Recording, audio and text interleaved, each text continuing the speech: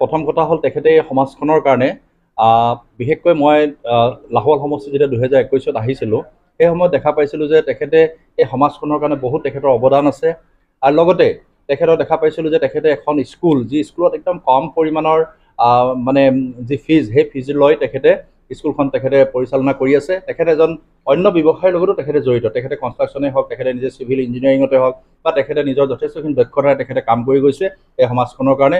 আৰু এই স্কুলখনৰ ফালৰ পৰা তেখেতে কিবা আনচোচ লোৱা নাই। তেখেতে মাত্ৰ এই স্কুলখনত আমাৰ সমাজৰ যিবিলাক চাহ শ্ৰমিকৰ পুত্ৰ কন্যাই হওক বা আমাৰ গাঁৱৰ কৃষকৰ পুত্ৰ কন্যাই হওক সেইবিলাকে অধ্যয়ন কৰিব পৰাকৈ তেখেতে এটা খুব কম এমাউণ্টত এই স্কুলখন তেখেতে চলাই লৈ গৈ আছে আৰু সমাজখনৰ কাৰণে তেখেতে সদায় যথেষ্টখিনি অৱদান আছে। আৰু এই সময়ত তেখেতে আমাৰ কাৰণে এটা গৌৰৱ কঢ়িয়াই আনিছে, যিহেতু দিল্লী ইউনিভাৰ্চিটিৰ পৰা ইতিমধ্যে তেখেতে এটা ডক্টৰেট ডিগ্ৰী লাভ কৰিছে। এইটো আমাৰ কাৰণে এটা খুব সৌভাগ্য আৰু গৌৰৱৰ বিষয়।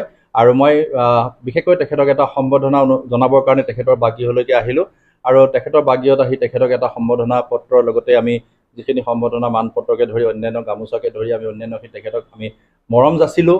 আৰু মই আশা কৰিছোঁ দয়ানন্দ চাহ ডাঙৰীয়া আৰু সমাজখনৰ কাৰণে কাম কৰি যাওক আৰু যাতে আমাৰ উঠি অহা প্ৰজন্মসকলে তেখেতৰ পৰা উৎসাহ পায়, তেখেতৰ পৰা এই উৎসাহে তেখেতে এই সমাজখনক আৰু আগুৱাই লৈ যাবলৈ সক্ষম হয়, তাকে মই কামনা কৰিছোঁ। কেনে অনুভৱ আজি বিধায়কে আপোনাক মৰম যাচিছে?